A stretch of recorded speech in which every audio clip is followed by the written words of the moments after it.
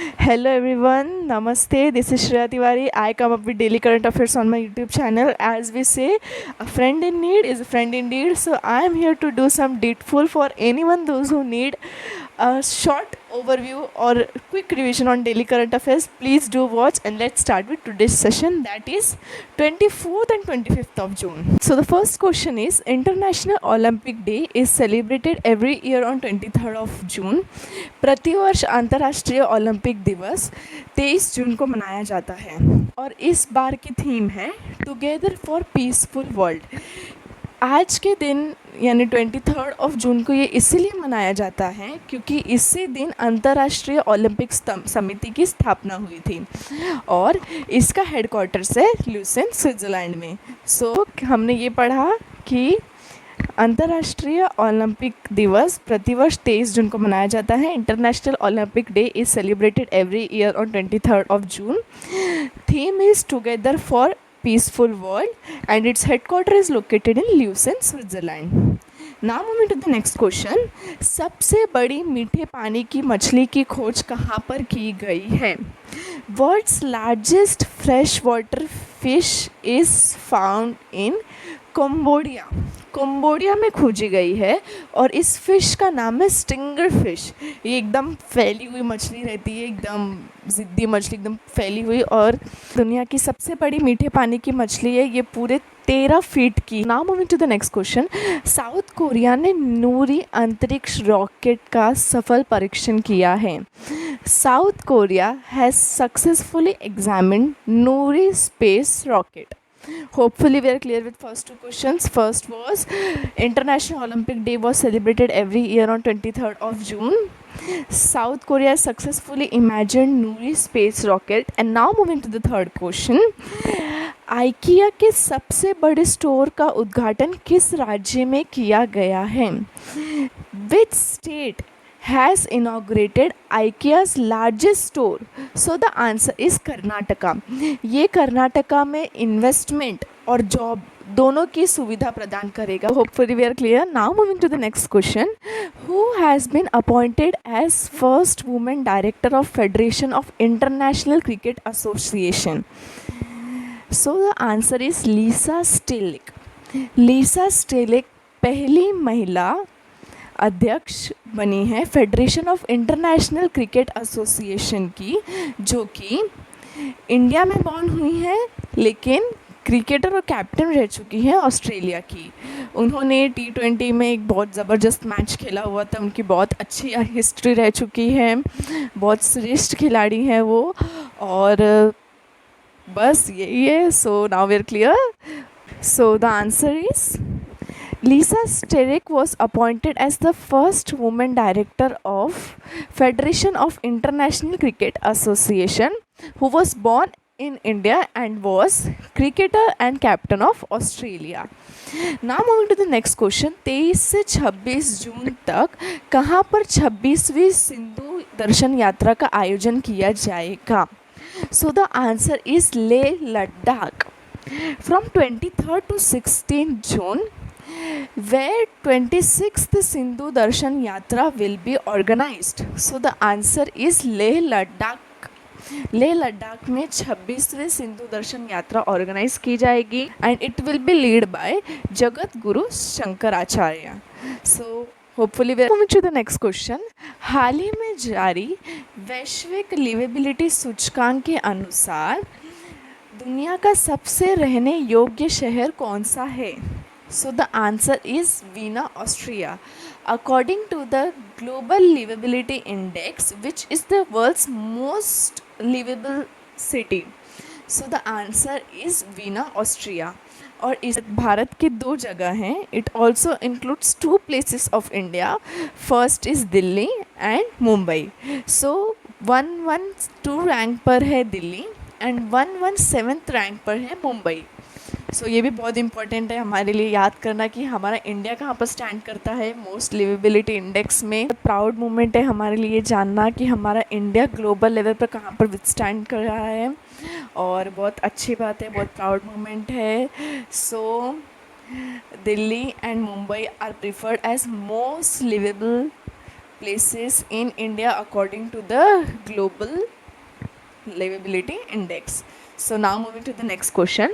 Indira Gandhi Airport become the first airport in the world to accompany 100% renewable energy, Akshay ऊर्जा की ज़रूरतों को पूरा करने वाला विश्व का पहला हवाई अड्डा इंदिरा गांधी एयरपोर्ट है। अक्षय ऊर्जा यानी जो कि सौर ऊर्जा और जल ऊर्जा दोनों का मिश्रण है, that is it is accompanied by both solar energy and hydro energy. So hopefully we are clear. और हम लोग एयरपोर्ट के बारे में ऑलरेडी बहुत कुछ पढ़ चुके हैं। स्काई ट्रैक अवार्ड के अकॉर्डिंग बेंगलुरु का Kempegowda airport world's best airport है। So recently as per the reports of 2022 Hamad international airport was declared as the best airport. So already airports हवाई अड्डे पे बहुत सारे क्वेश्चन हम पढ़ चुके हैं, अभी हमें उससे रिकॉल करना चाहिए, याद करना चाहिए। Now moving to the next question. 14th BRICS meeting will be held by China.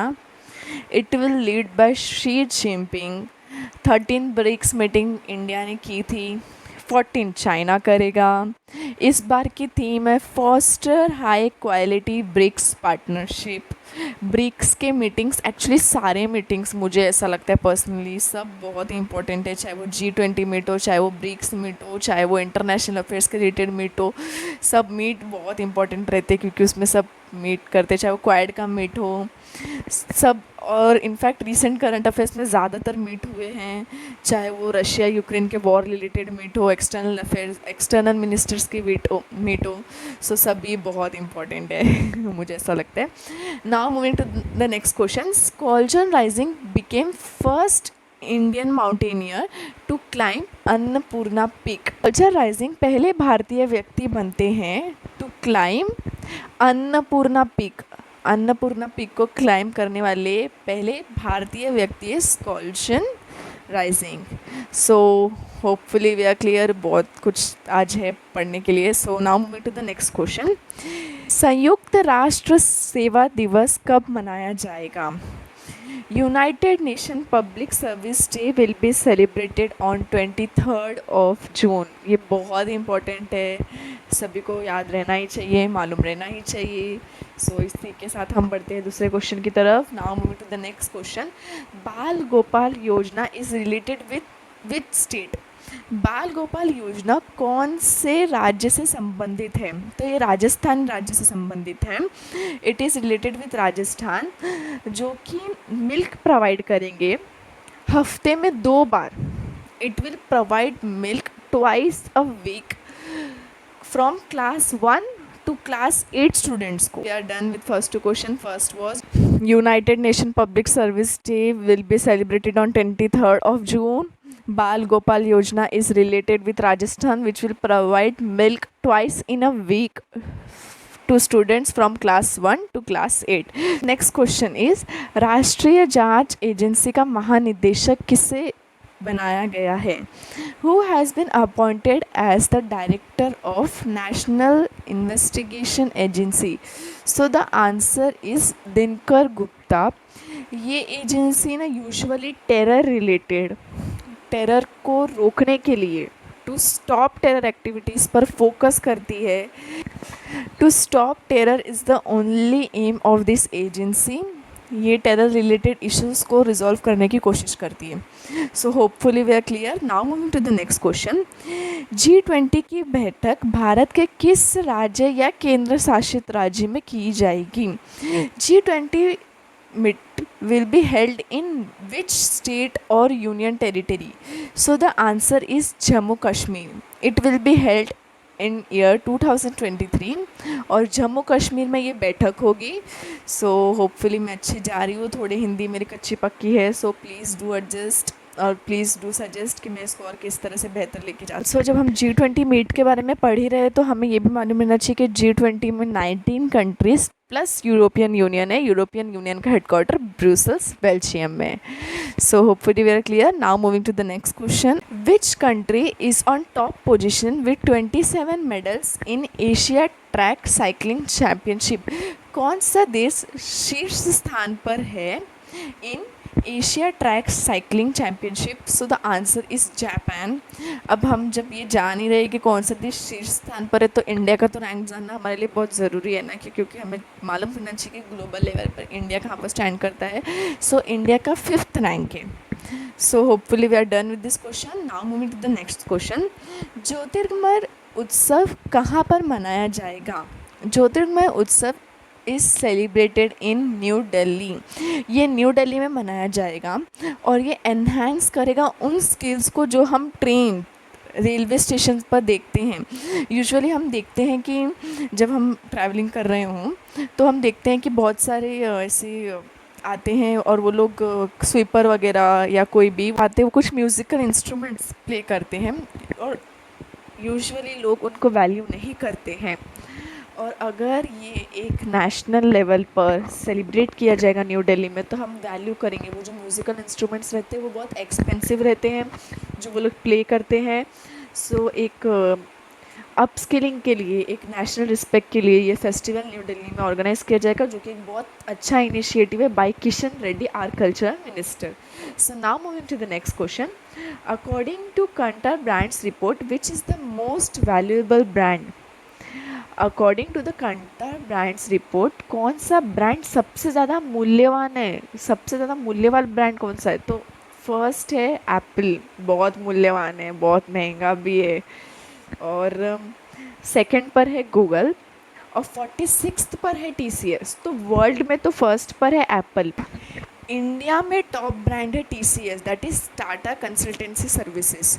तो ये बहुत अच्छा क्वेश्चन है, हमें मालूम भी रहना चाहिए कि वर्ल्ड पर टॉप पर एप्पल है और इंडिया में टॉप पर TCS है।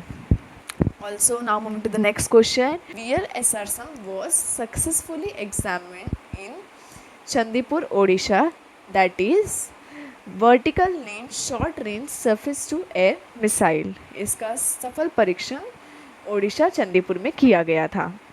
So now moving to the next question.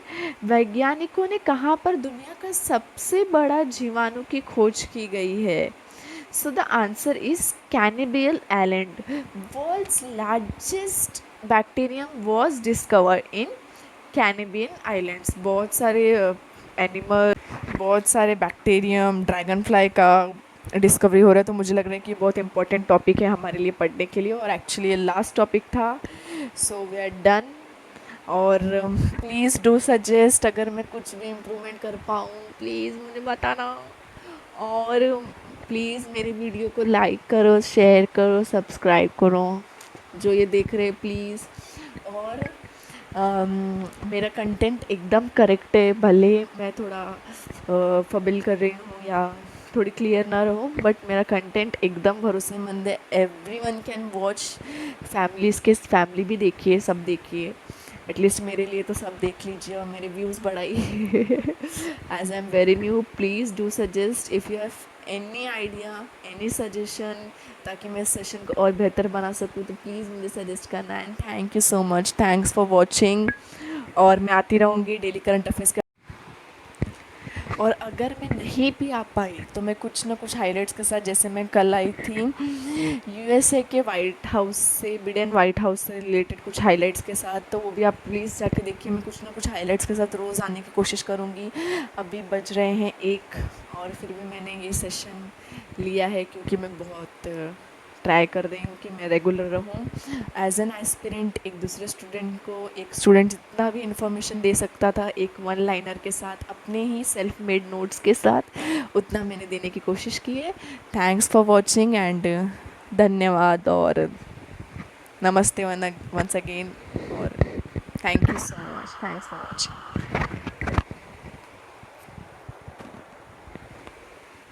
Thank you.